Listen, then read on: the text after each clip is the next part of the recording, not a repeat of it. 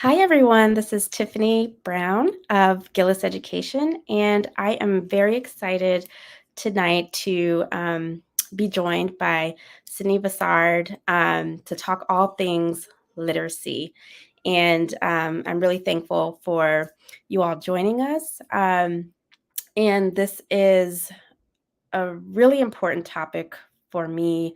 I'm very passionate about literacy, and I'm really passionate about what we can do in the community, community leaders, family members, parents, what we can do outside of the classroom to really help move the needle forward when it comes to literacy and getting our kids the skills that they need to be successful students all around, but specifically really good readers and readers that have that intellectual curiosity and love of books. So I am going to bring Sydney on. Hi, Sydney. Hi, Tiffany. Thank you so much for having me. Yes, did I pronounce your last name correctly? Yes, you did. It was Okay, perfect. great. I realized as I was saying it, I was like, "Oh, did I pronounce that right?" Um, this is why phonics is important, but we'll get to that. So, thank you so much. Sydney is a really great. I don't know if I'll let you do an introduction, but Sydney has a wonderful following on Instagram and puts a lot of good material out when it comes to reading, literacy, speech language pathology. And I've been following her for a while. So I'm really excited to actually be talking to her and having a conversation with her about literacy. Again, she's a speech language pathologist, she's a literacy specialist, and she's actually an author. And we're going to spend some time talking about her the book that she wrote with her mom a little bit later. But welcome, Sydney. Feel free to go ahead and introduce yourself to the audience. Yeah, thank you so much. It was a wonderful introduction. So, as Tiffany was saying, my name is Sydney Bassard, and I am a speech language pathologist. I've been a speech language pathologist for probably 4 years, but before becoming an SLP, which is what we shorten like speech language pathologist to mean, I worked for a literacy intervention company throughout my summers of undergrad after my brother got diagnosed as dyslexic. So, literacy and reading intervention has been really important for my family, just even due to our own personal background, kind of dealing with his dyslexia, working through intervention. And then now he's pretty successful. He's doing well as a junior in college. So that's just a little bit about um, me and kind of my background and how I got here to be really passionate about literacy. That's great. Yeah. And part of, I think, why I've gotten so passionate about it, I told Sydney when we first met virtually um, that my mother is a retired teacher. She taught for 30 years, and I have a ton of other teachers like in my family, like aunts and great aunts and great great great aunts and also my father is extremely passionate about education as well. So I grew up in this household that was very much focused on education. And so I started tutoring in high school and have been tutoring in a part-time capacity ever since. It's one of those things that I just love to do. It's like a creative outlet.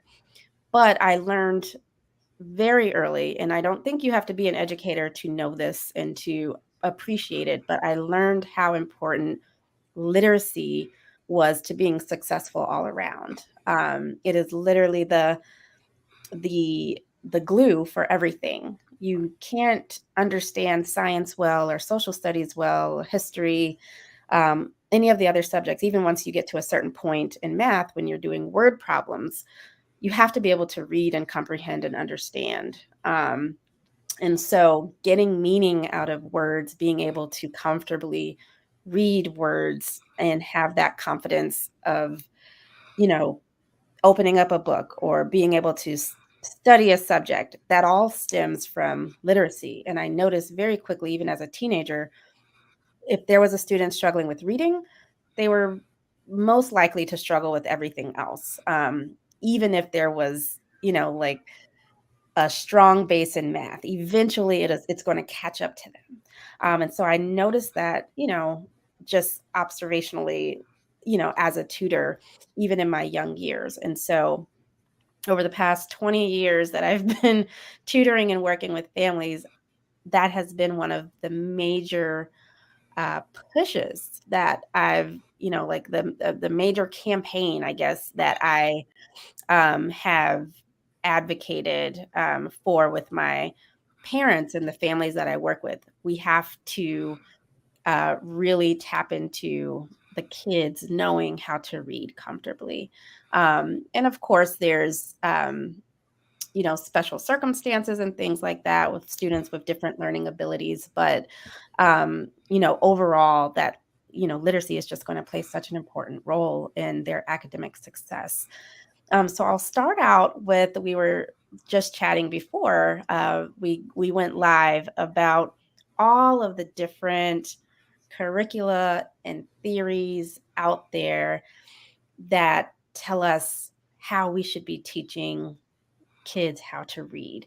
And so before we start talking about those, can you just give us and me, I'm interested in learning about this. How does the brain learn to read? Like, how do children at a young age actually learn how to put words together in their mind and extract meaning from it? Oh, that is a wonderful question. I'm so glad you asked that. So a lot of times people think that reading is like this natural phenomena that kind of happens like language. Like when you are able to talk to a child and kind of converse with them, even from infancy, children start to pick up and learn language naturally because they're surrounded by it in their environment, whether it's from caregivers in their home or whether it's teachers in preschool, even interacting with other kids, they pick up on that and they learn. Reading is not like that at all. Reading has to be actually explicitly taught. And so Goff and Tumner came out in 1986 with what we call the simple view of reading. So the simple view of reading helps us to understand that you need word recognition, or like the ability to understand what the alphabet kind of means, but you also need language comprehension, which is like background knowledge, vocabulary, understanding the different language structures of like a text, even just having basic print knowledge in order to become a skilled reader and have reading comprehension. And the relationship between the word recognition and language comprehension is actually multiplicative, meaning that both of them have to be equally strong. So whenever I'm doing a training and I explain this to parents, I always use like a key in a car model. So if I have my car keys, which are my word recognition, but I don't have a car, which is language comprehension, I'm not getting anywhere far. Unless I find some alternative ways, I'm pretty much stuck. And the reverse is true. If I have a car, language comprehension, but I don't have keys to turn it on, I Right. can have the nicest vehicle there is. I'm still not going anywhere. So you need both of these things. I need my keys. I need my car in order to drive it and be successful. And so that is a really good way to kind of break it down into simple terms for people to understand that way. But in even thinking about brain development, we won't like dig deep into that, but you have to understand like all parts of the brain are interconnected. And so when we think about reading, the same thing is true. Your brain is talking to and communicating with each other in order to be able to really pull the skill off. So lots of things go into reading, but there is a lot of research about how the brain learns to read, the things that we need to really focus on. But one of the key things is like explicit instruction and direct instruction in order for a child to be able to learn how to read. Right. That's great. And we, as I mentioned, we talked briefly about actually the podcast called Sold a Story, where an education reporter um, basically went through different teaching theories and I guess methods of instruction for teaching students how to read, and realize that some of the things that we've been doing for years haven't really worked or is not really the way to go. And there has to actually be, they landed, the reporter by the end of the podcast landed at there has to be explicit instruction. There has to be, we have to actually teach them. Students can't just pick up reading from cues or like, being prompted with guessing, like look at the picture or, what word makes sense here. There has to actually be, explicit instruction teaching phonics. And so the science of reading has kind of been, I guess, like this debate on the internet from what I've seen, like there's people that are like really behind it, and then there's others that maybe still like question it. And from what I understand, it's not new, but can you speak to what the science of reading actually is, and if it is something that, in your opinion or from what you've seen in the field, are educators behind it? Yeah, so the science of reading is not new. The science of reading is a term that's been coined and people have used it, but it's really talking about a body of research that spans over 20 years, really looking at how children learn to read from multidisciplinary fields. So, like, it's pulling on work from psychologists, from speech language pathologists, from the field of education, and looking at all of these different things in order to make sure that what we're doing is really evidence based and that we're following along with what actually happens with brain development and child development in order to know about reading instruction. So I've definitely seen the conversations that tend to happen online surround the science of reading. I think that a lot of people, and I think there are plenty of teachers who have been very honest with their journeys and talked about how this was not necessarily something that they learned about in their teacher preparation programs. So there's a lot of people that are unlearning, as we might call it, some of the things they were taught. They're relearning. We see a lot of people that are really passionate about sharing what they're learning, which is all really great, and we're happy that people are so enthused about it. But then it also too tends to be people start just like overusing the term to like really populate and blow their message out there. And Mm. sometimes I think the actual meaning behind what we're discussing tends to get watered down because there's so many people that are just using it to really talk about a lot of different things within literacy. Right. And it leads to like these fiery debates, which I don't think that that's the way that we want to go with any of this information sharing and kind of learning. Right, right. Yeah, and I also feel like, and this is just my opinion too, completely like just my opinion, not done on any sorts of research or anything, but at least from, I think there's like a baseline of like what we know works. And like you said, there has to be like that explicit instruction, 20 years of research about how the brain works, like that is solid. But there is also this component of getting to know the individual child and their situation and using different strategies to help them along. And especially for students with different abilities, like they're going to maybe need some level of extra support in some areas where another child may not. And so I think it's important to keep that in mind too. And I talk about that with my tutors as well, the tutors that work with Gillis Education, that we always do need to kind of pay attention to the individual child and their individual situation and circumstance, how they like to learn, because that will help to inform how we approach things. But yes, there's definitely like a baseline, I think, as I'm reading more, learning more, talking to experts about how we should approach literacy. Um, and, switching gears a little bit to talk about the state of literacy now, we know that, before the pandemic, reading scores unfortunately were declining in certain populations, and the pandemic unfortunately made things worse. And so there have been lots of ideas thrown around about how we should get these students caught up, whether we should even get them caught up or maybe we adjust the standards. Um, there have been a lot of, viral videos about whose fault it is, like that kids are behind, kind of like the finger pointing.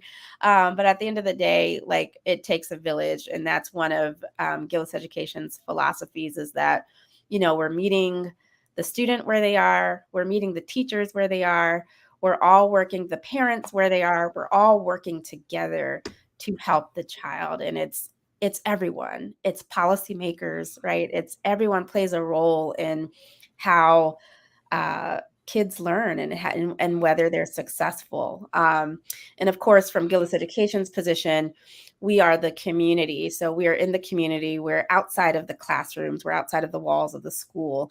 And so we're always looking for looking through the lens of like, how can we help outside of school? But it's everyone. Everyone has to be thinking about the best way forward. And definitely to bring up reading scores, um, we have to do some serious thinking about, what's going to work. And so what are your thoughts about the way forward if we're seeing kids that are 2, 3, and 4 grade levels behind, and it was even like that before the pandemic, but now it's worse. Yeah, I think the biggest thing to always start and remember is that like pointing fingers never helps anybody. Right, Like to try to find blame is really kind of like wasting our energy and time, right? right, Because like it doesn't really matter who is at fault. This right. child is still behind and they need our assistance. So like we need to spend our mental energies and efforts on helping to close those gaps instead of trying to like pinpoint where things could have potentially gotten missed.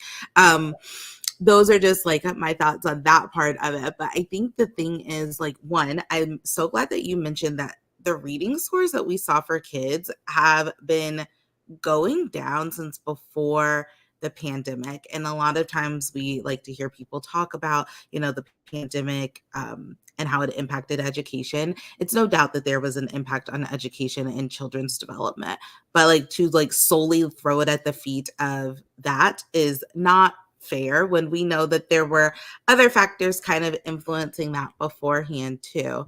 When we see a kid that's struggling, I don't care where they are. I think the biggest thing is always one, that we're having open, honest conversations amongst the professionals and the families, and that we're not using the wait and see approach. So the wait and see approach is used a lot of times with like we might see some kinds of signs or indicators that a child may be struggling with reading. But what we do is kind of dismiss it and say, oh, like they'll catch up, or, Mhm. they're struggling a little bit, and like we'll just keep working with them on the side and we keep kind of pushing through. But then like you mentioned, what happens is that we have these kids who that may have been a little bit behind in kindergarten, because the expectation of what a kindergartner is supposed to know for reading is not as high as the expectation for a third grader, is not as high as what it would be for a fifth grader and beyond. And so when we kind of push this off, the bar keeps getting moved up and these kids are still staying like maybe one or two steps behind, and it's going to get bigger and bigger. So having those open, honest conversations when you're first seeing any signs or indicators of reading challenges is going to be key. Getting children evaluated early for if there is anything, and getting them the proper supports. There are plenty of kids who might struggle a little bit with reading in some aspect, and that doesn't automatically mean that they're dyslexic. Right. So, like being honest with that part of it too. If getting them evaluated it's always going to kind of highlight what those strengths and weaknesses are, and you may need to pursue a little bit of outside or additional tutoring. You may need to pursue something a little bit more intensive and go down the route of looking for somebody who specializes a little bit more in dyslexia, or you might need a speech language pathologist, because what we're seeing is that the language deficits that the kid is having is kind of significant. So it can be really different based on the kid and composition, but the biggest thing first is always to open the door with conversation and never kind of shy away from them from the standpoint of like wanting to just assume that they're going to catch up.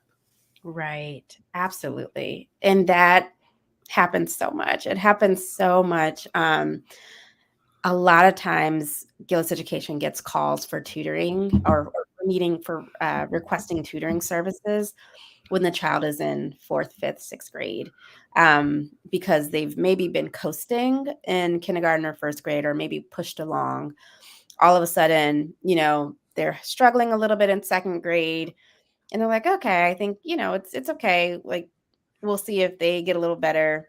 Third grade goes by, they struggle, and then all of a sudden, they're in fourth or fifth grade, and they're really behind, and the kid is frustrated. They're not liking school anymore. There's all of these like effects that come from that. And I get so excited when I have a kindergartner or first grade actually coming and getting tutoring, because it's early, like that intervention is early. The parents are thinking already like, oh, let's get them some extra help. And you'll be surprised. Like sometimes they do so well, even at the kindergarten and first grade level with the interventions, that they don't even need it, in a couple years. And they're good to go. That's not always the case, but we see that a lot. Like when there is early intervention, it really, really makes a difference. And so we preach that a lot to parents. Don't wait. If you think that there's something off, just get evaluated, or, talk to somebody.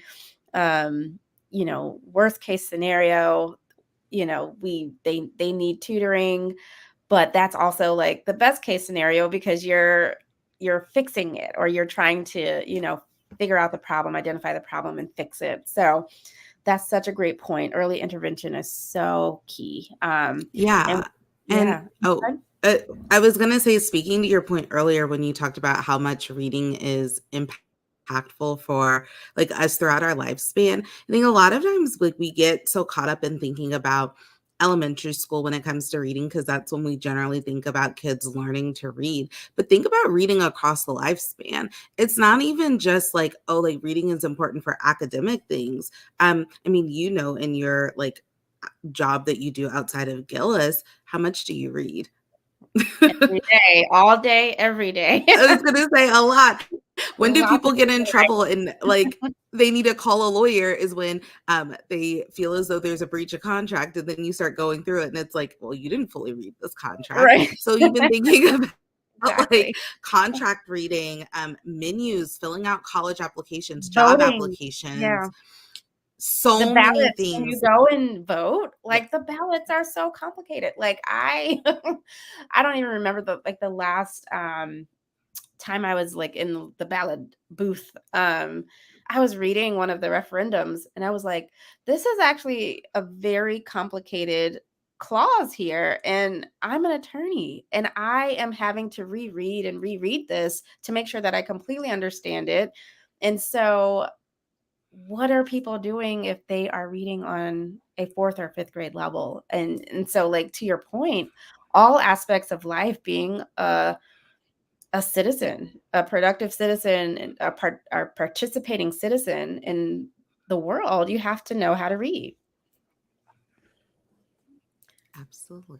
Yeah, it is, and this is also why it is such a hot topic, right? It's such a political, we won't go into book bans and things like that, but there is a correlation. This is also the reason why it was illegal at one point for, you know, um, Black people to read in this country, because you already know, if it's like if there is anything that I took away from, once I learned about slavery and the history of making literacy basically illegal for the Black population. There's a reason for that. You cannot be a productive citizen, you cannot meaningfully participate in society without knowing how to read, and knowing how to not just read, you know uh, but to actually gain meaning and understanding from what you're reading. And so going back to this whole, instruction, reading instruction.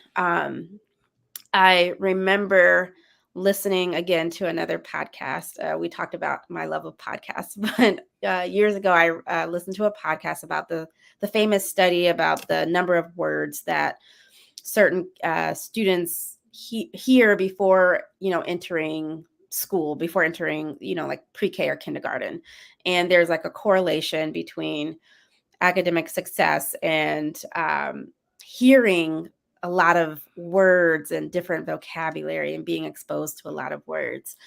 And so we talk about a lot of times exposure to language, exposure to words, exposure to a variety of topics, having that background knowledge about certain things, how that really gives students a leg up when it comes to reading and reading comprehension.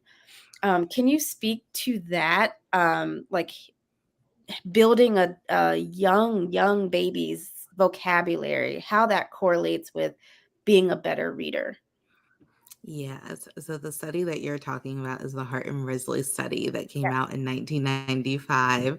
And that has been, I think, a really good thing for the field of education, but also at times has been a little bit detrimental because people have taken the information there and then extrapolated it so much. Because one of like the core findings, like you said, was the sheer number of words that children hear have a correlation to Mhm. their later academic success. And it's really important to say the word correlation because we cannot take research and make causation claims saying like if you don't do xyz then this is going to happen. And unfortunately a lot of times people try to say like, oh well, their parents just didn't talk to them, that's why they're struggling and not developing language and they're having difficulties with reading. And that those are unfair assumptions. So I like to always encourage people to work within the constraints of what their daily routines are. Would I love for every parent to be able to sit down and read to their child at night or throughout the day and have those bonding moments and interactions? Absolutely. But is that realistic for every family? It's not. So we'll talk about we'll talk a little bit about like what that can look like for families that are able to carve out more time and do like dedicated reading. And then I'll switch gears and talk a little bit more about how we can be more innovative with the ways to encourage language development and instruction for people that maybe just aren't able to do that. So when thinking about for like if you're able to have that time, as you can see, I have tons of books back here. Yeah. Books Oh, are I love your it. best friend. Yes, They yes. are so much of your best friend because when we are talking and conversing with each other, there's certain words that I'm going to use in my everyday talk that I would never like expect to always necessarily see in a book. But books open us up to so much vocabulary that we're not going to use in our everyday speech. So being fun and innovative with book reading, even when babies are in utero, but even as newborns. And it doesn't need to be this like sit down forced, you are going to sit there and listen to me read to you type thing. It can really be, maybe you're holding the book, maybe you're reading the words on the page. Maybe you're kind of making them up based on the picture. When babies are that little, you're just encouraging like the thoughts behind reading. Like, how do we hold a book and we turn the page and like we're pointing out the different pictures. As kids get a little bit older, then you're going to like start pointing out the words on the page. You're going to start actually reading, like in tracking and kind of showing those things. But you can make anything interactive and fun with your book. So you might read a book, maybe I know kids love lift flap books. You may put sticky notes on the pictures to make your own lift flap book if you're not having one readily available. What I call extension activities. So you read a book and then you pair it with something that was an activity that was about the book. So if you're doing one that's all about like baking cookies, so you get all of the language and vocabulary from the book, and then you get to use it in a hands-on activity to kind of encourage that language development, give the child multiple opportunities to use those new words. So there's so many ways that we can really encourage language with kids from a very early age with just using books and engaging them in that process. But then we have people who are like, listen, I'm working 2, 3 jobs, Right. or I have multiple children and I do not have the time to like dedicate and sit down to do this. One, We're I want to say like tired. that's okay. Yeah. We're so I want to say tired. that's okay. I think people tend to shame parents when they're honest and say that. Yep. That's okay. You are living life and you might be just trying to survive in these moments instead of feeling like you're thriving. And so that is perfectly fine. So, ways that I encourage people to do that is through daily routines. So, you can work on language through pretty much any daily routine that there is. Just think about like washing your hands. You don't have to wash your child's hands or have them wash them in silence. You can talk about the temperature of the water, like, oh, that water is cold or that water is hot. You can even use the words of like warm. That water is warm. Describe what you're doing. I'm turning on the faucet. I'm turning the faucet back off. Instead of Yep. turn it on, turn it off. What is it? Give a label. Talk about the vocabulary with it. Talk about how soap feels. You have to squeeze the soap or you have to lather the soap. It's feeling squishy. It might be a little sticky depending on the type of soap that you're using. We're going to rinse our hands. Look at the soap, it's flowing down the drain. I mean, that's just one activity, and you have Right. multiple really like high rich vocabulary words that kind of come from that. So that's a great thing to do. Pointing out environmental text and signs. So, like, stop is on pretty much every stop sign. You can point out those things, especially if you take the same route every day. You can start pointing out the different things to your child kind of as you're driving to encourage them that way. And then using the times that you do have together to optimize. So, if you do meal times together or you spend time in the car, like those are really good times to kind of encourage. And maybe you can leave a couple of books like next to the car seat for them to grab and flip through. And if you're pretty familiar with the book, then you're able to kind of converse with them about some of the things that are going on, even while you're driving and you're making conversation that way too. That's great. That's great. And yeah, we actually, my husband and I did a podcast episode during season 1 called Take the Trip. And it was all about um, how terrifying and scary sometimes. Well, I guess scary is not the word, but let me say exhausting. How exhausting traveling with young kids can be. But how enriching if if you're privileged enough to be able to have an opportunity to go on trips, and even if they're like trips to the grocery store, small trips, even if it's trips to the local museum, big trips, small trips, whatever they are, those are opportunities to just really completely narrate an experience. So you can talk, you can hop in the car, talk about how far we have to drive. Okay, well, we have to drive 60 miles to wherever we're going. And we're going to drive on Route 485. You can literally narrate all of these things on the trip. And once you're there to, wherever you're going, if you're going to the museum or wherever, narrating everything, telling them, all right, we're going to put these shoes on because we're going to be walking a great distance and we're going to be outside on the trail and blah, blah, blah, like just narrating everything. And so we talked about how, that's an easy way to kind of incorporate learning without having to just like plan this like big learning excursion. Or we're not teachers at home. Parents, we're parents, right? We're not teachers in the classroom, so we're not like developing lessons and things like that, but narrating what you're doing throughout the day, and especially on those trips that are like enriching, they're going to be exposed to so many words and vocabulary and rich talk, right? Rich speech. So that's great. We had fun doing that episode because that trip that we ended up going on, it was crazy. All like the kids were sick and everybody was sick. We were all tired, but we still incorporated learning, even though we were wiped out. And so it's like, there's no way we're going to be sitting and doing like reading time. And, so we got in like the education where we could. But it was just, again, like a good reminder that sometimes we don't have to overcomplicate things. And there are these little things that we can do to enhance speech and enhance literacy for our kids. And speaking of things, more things that we can do to, enhance literacy for our children, where should parents start when it comes to teaching their children how to read? I know everyone, like, we always, of course, start with like teaching our little ones the ABCs, and the alphabet, right? We always start with that. But what should we, after they know their ABCs, what should we be doing when they're 2, 3, 4 to really set them up for success? Yeah, that's a great question. So, some things that we can do are what we call phonological awareness activities. So, phonological awareness is really focusing on the sound level of working on like development. So, you're not necessarily teaching them like A says ah and B says ba, but what you might do is you might say, like, this is the word cat.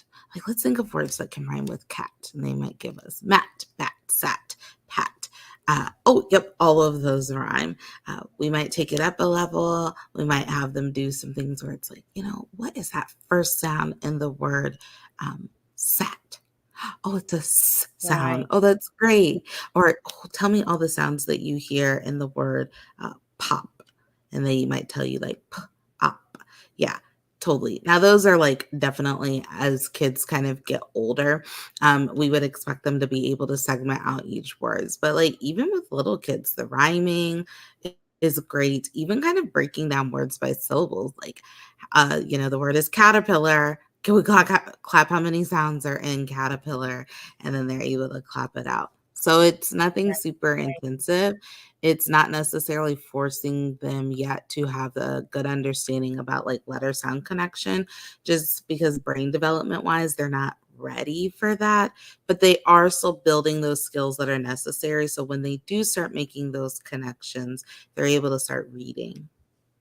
Got it. Got it. And so, one other question on that. So, there's, I guess, the leveled literacy approach. And like, I guess a lot of parents ask me, well, what book should I be starting out with? What types of books should I be reading with my, 3-year-old, 4-year-old, 5-year-old? Um, and then what should, if they're behind, like, do we go back to the baby books or do we kind of meet them, if they, like, for instance, like a fifth grader who's behind, right? Do we go and get like the biscuit books or the like Dr. Seuss books and try to reteach, what sorts of books should parents be getting? And I guess again, it maybe depends on the child and depends on their specific situation. But what should we be looking for in books when it comes to really like teaching them how to read and that, phonological awareness that you were just talking about? Yeah, so I think there's been a lot of like good information that's came out recently about how like leveled text and leveling books isn't necessarily the best or most like beneficial. Things that I always encourage people to look at with books is what pattern is the book following. So all books are not created equal. Some books are really great books just to like hear the story. Some books are really good books for us to be using like as a foundation we're learning to read. The Bob books tend to be good, but we want to make sure that the majority of the words, if you're just focusing on teaching a child how to read, they're able to pick them up or decode them. And so there's a lot of like guides out there that teachers have created that are a lot more in depth than what I can talk about, that kind of give better ideas and suggestions about like where to kind of start, or the good like decodable is what we call them, books that might be for if you're having to teach your kid to read with a book. But what if they're struggling? Like you mentioned, like what do we want to do with our fifth grader who's having difficulty? That's challenging. My rule of thumb is always to go back to the beginning. And the reason that I always encourage people to go back to the beginning is because when you are teaching a child about learning to read, if you start skipping steps, like you don't really know where the difficulty lies. So if we start at ground zero, we're able to build up back to where we want them to be. And then if you're doing fine, or like some of the like what we would call more basic skills are easier for you, then we're quickly moving through those to get to the point where you're having difficulty. Now, we don't want to ever do things that are like demoralizing for kids, right? I can imagine being a fifth grader and like someone is putting a Bob book in front of you. You know, like that can really hurt. And so maybe having books for different purposes. This set of books is ones that we're focusing on so that we can make sure that we're reading the words really well. But then maybe we also have pleasure books. And so, like, these are books that we're going to read together just for us to enjoy a story. Or this is when audiobooks can kind of come in too. And like maybe, you know, you have your books that you're focusing on for teaching purposes, then they have an audiobook that they're listening to and going along with to enjoy the story. So the goal is to always build kids up and have them feel supported to be successful. But sometimes too, we have to go back to make sure that we're focusing on things that previously they either weren't instructed on or they missed, or they're having difficulty with grasping those concepts. Right. And I encourage everyone who's listening to follow Sydney because, and her handle, at least for Instagram, is the listening SLP, like as in speech language pathologist, the listening SLP. But you started doing, and I don't know if you've done it in the past, but you've started doing like case studies on your Instagram page, which I find, and that's partly where that question came from. Um, I find that so helpful to actually have a case study of a particular student and to say, okay, what would be the strategy here? And get people talking in the comments about how would we approach catching this student up. And so those are really fun. And you have, like I said at the beginning, a ton of really good information for educators, for parents, for tutors, for, you know, for everyone who is involved in a child's life and teaching them how to read or helping them along their educational journey. But I just thought that the case study was really a fun way to get people chatting about how we would approach a particular problem, like what's the solution. And, you know, we find that there's varying answers, which is not a bad thing, right? Because students are different and situations are different. But I have found myself doing that very thing where we may have to go and do a Bob-esque book for someone who is a little older. But the way that I frame it is that, oh, I know this is like a baby book. Don't get offended, but we are just doing this for the purposes of sounding out. And then we're going to go back to the regular stuff. So I always have to kind of like frame it a certain way so that they know, like, you're not supposed to be reading these baby books, or I'm not trying to offend you by reading like baby books, but I think it is important to go back and solidify that foundation and then like work your way back up to you know, where they're supposed to be or around where they're supposed to be. So that's a great point. And then the last question I wanted to ask specifically on literacy before we jump to your book is, with anything, there's always an equity lens. And so with the declining reading scores, you know, with lots of things, right? But, you know, with literacy, with even with math and science, Black students and students with different abilities, they tend to, you know, be disproportionately affected. And so specifically speaking to the Black community, what are some special considerations that we need to keep in mind when it comes to teaching our kids how to read, you know, quote unquote, catching them up, you know, based on the declining scores, um, you know, and just knowing, and obviously our community is not homogeneous, like it's not a one size fits all, but what are some general considerations for us to really like take to heart when it comes to teaching the students in our community how to read and getting them, where they need to be. Yeah. Oh, I love talking about equity within literacy and within education. So there are a couple of lines of thoughts that I have. One is for professionals to understand that the conversations that we are having within more marginalized groups when it comes to raising our concerns needs to be different, because there is stigma that is associated with when a child is like bring when concerns are being brought up. How is my child going to be perceived in school? What services are going to be available to them?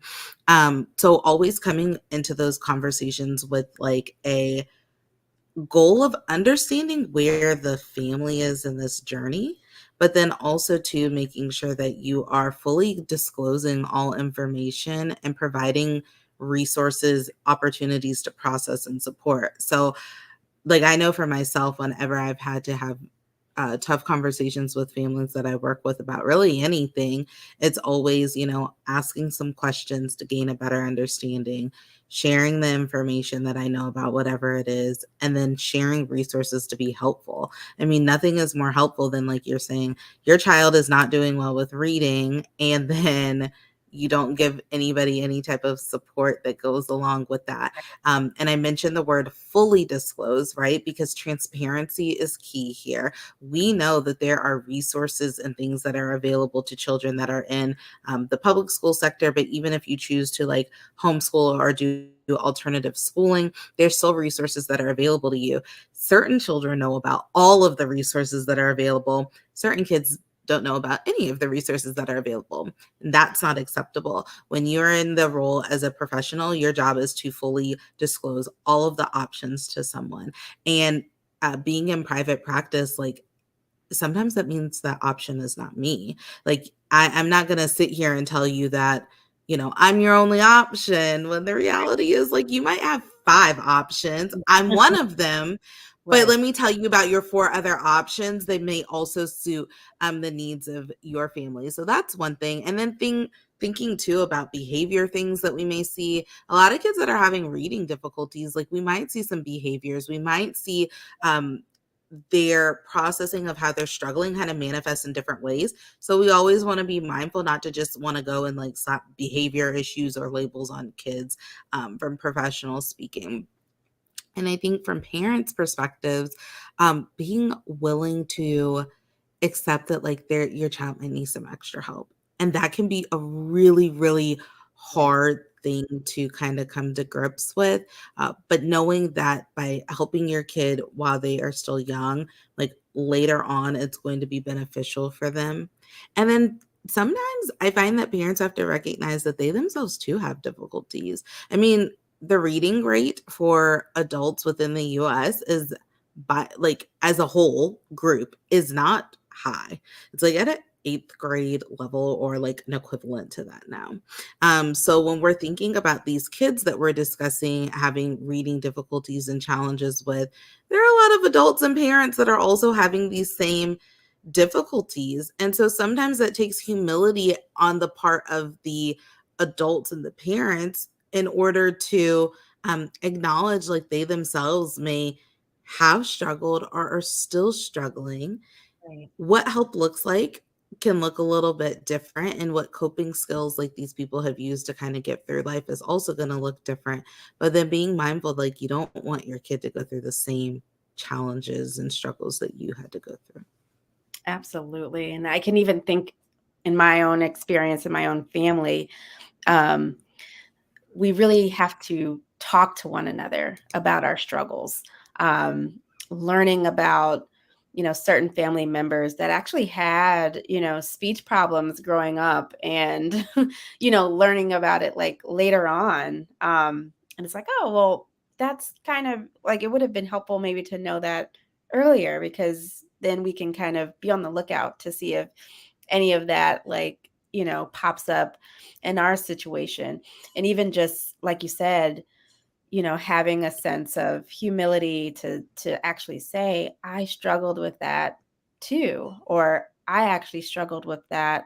Let me make sure that my child doesn't struggle with that and that we get the help that we need. And so just being open and honest and having conversations and, and not using it as a crutch. So I know also like a lot of parents will say, oh, well, I wasn't a good reader, so they're not going to be a good reader.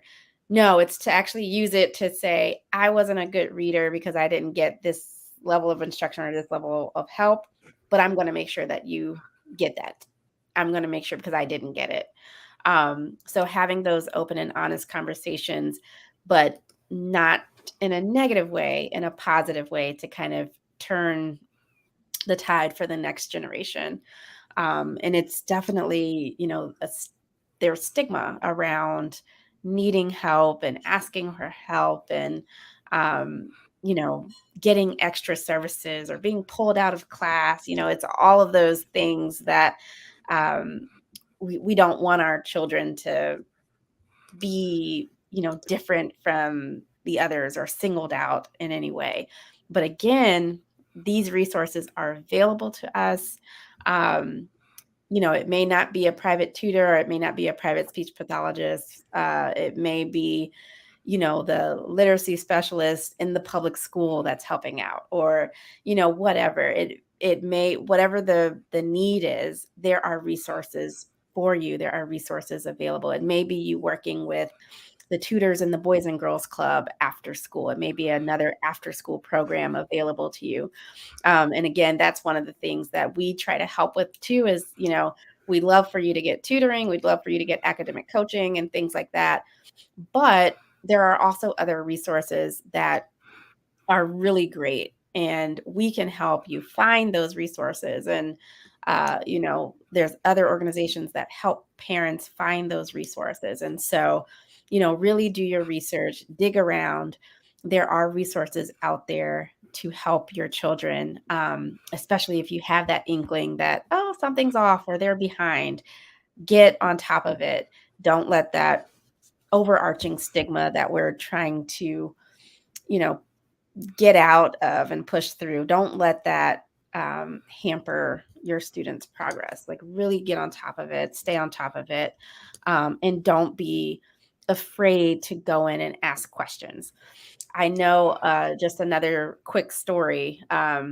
My mother one time noticed that I was reading like really choppy, like not fluently at all in third grade. And she also noticed that my writing, she's like, your writing's a little off, like this isn't really actually really good work for your grade. I had gotten like an A in the class, and my mom actually went to the teacher and said, can you please explain to me how she got this A? Because from what I'm seeing, this is not A work. Like this is not it. Um, and so that's one of those things too, like I know it's like great when our kids get good grades, but grade inflation is real. And if you want to, uh, protect your child against like this, all of a sudden in sixth grade, out of nowhere, they are struggling, it's really important to catch things early. And so if you think, your child doesn't probably deserve that A, it's probably true. And it's okay to go and ask that teacher, like, hey, is this really A work? Because I want him to or her to earn their grades. Or, if there are problems, I want to be made aware of them. I don't want them to coast along because they will wake up one day, will wake up one day and they are behind, and we don't want that to happen. So that's a great point. Really, really great point. So I want to switch gears and talk about A Day with Mom. So this is your book that you wrote with your mother. Can you kind of, I guess, let the audience know what was the inspiration behind the book? Why did you decide to write it with your mom? And yeah, like how did this come to be? Yeah, I love when I see people with the book that makes me so happy.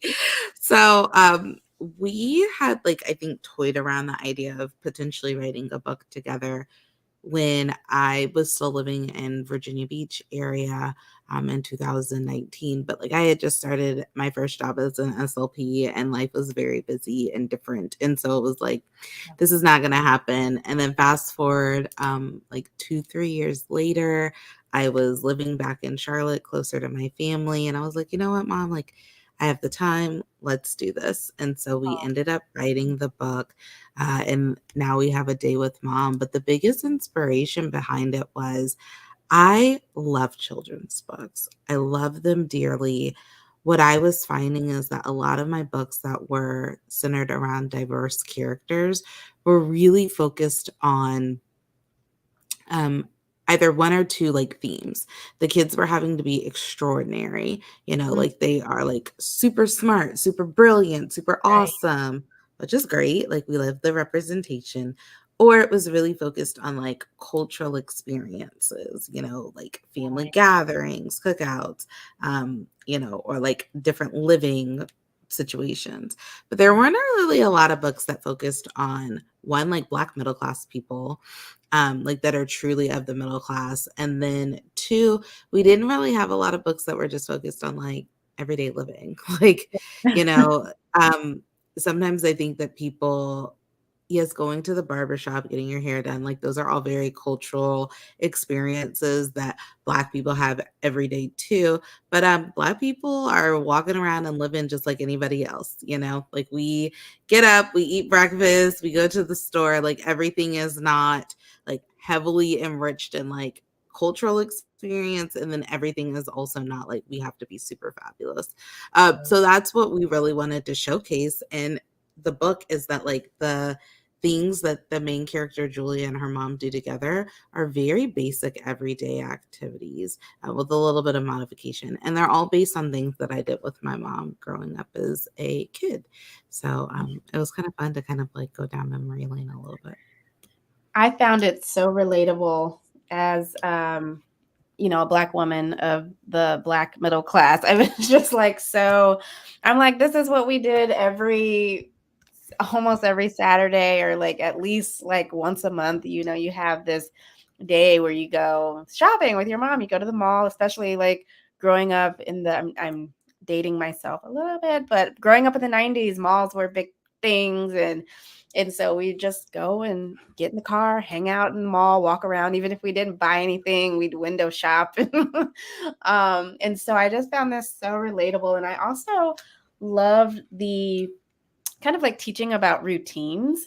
And so, having her go through like getting herself dressed and like independently and having that routine, like, oh, did you do this? Did you do this before? You have to do this before we go, and that sort of thing.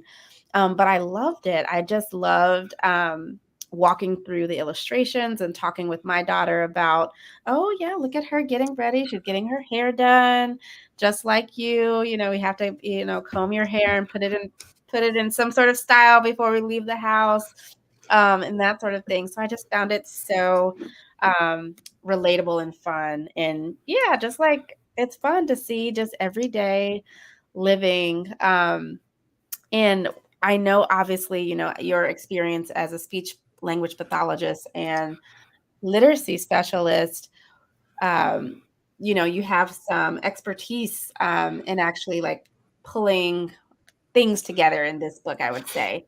What did you take from your professional, acumen and incorporate in this book?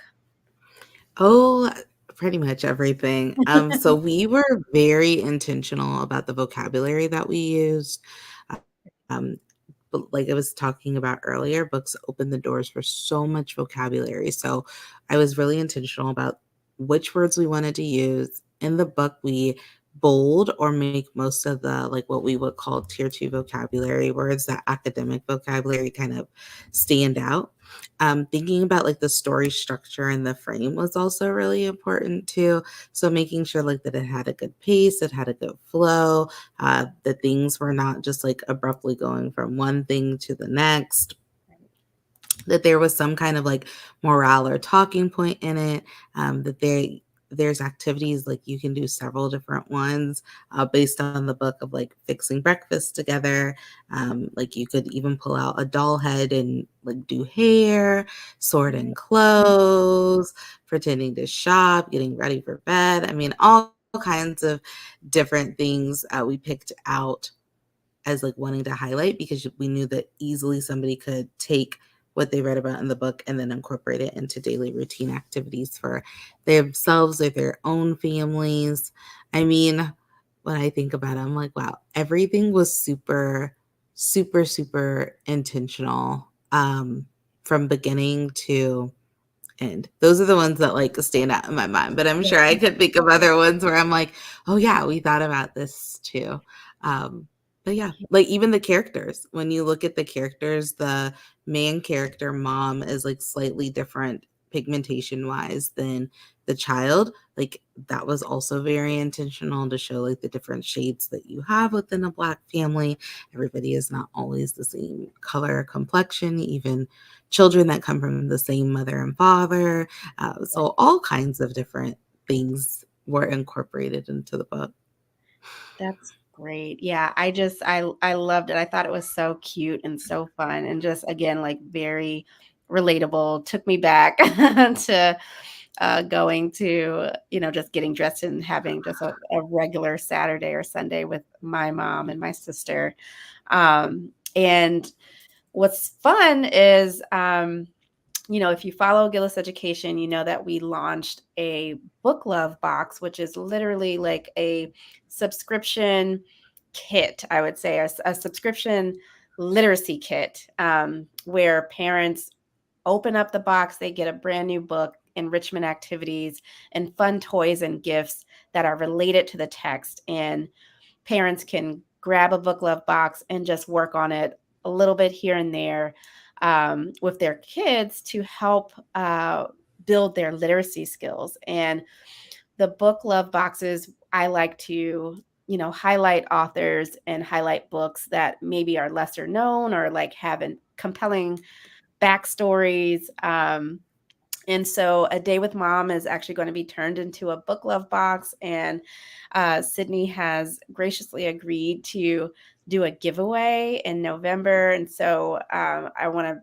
to have, everybody like stay tuned for that. And, but I'm really excited to actually uh, turn this into one of our book love boxes for parents to get and to purchase and to use with their kids. And like you said, a little bit goes a long way when it comes to literacy. If you can, we're all busy and we're tired and I mean, I know firsthand we are tired. Parents are tired. And especially in this day and age, things are so fast paced, but there is so much goodness that comes out of spending some time here and there talking, reading, and narrating life with your kids. And, this book and lots of other books provide that opportunity for you to do so. Um, and so I am really excited again in November to partner with Sydney. So everyone, please stay tuned for that. But that is going to be our talk. I learned so much and I really appreciate you joining us to give your insight and your expertise. And yeah, like you said, there are really simple things that we can do to help our kids. And we're going to do a series of these talks throughout the fall that actually, talk about how can we prepare our students to be the best that they can possibly be in school and beyond. And reading and literacy is one of them. And so I really appreciate you, Sydney, for coming on and kind of kicking off this series of how we can prime our students for success. So Absolutely. Thank you so much for having me. This was a really great conversation. I'm glad that we got to have it. yes, and I can talk about literacy all day, but I will spare everyone. So thank you again, Sydney, and we'll be in touch soon. And everyone else have a great night. Bye. Bye.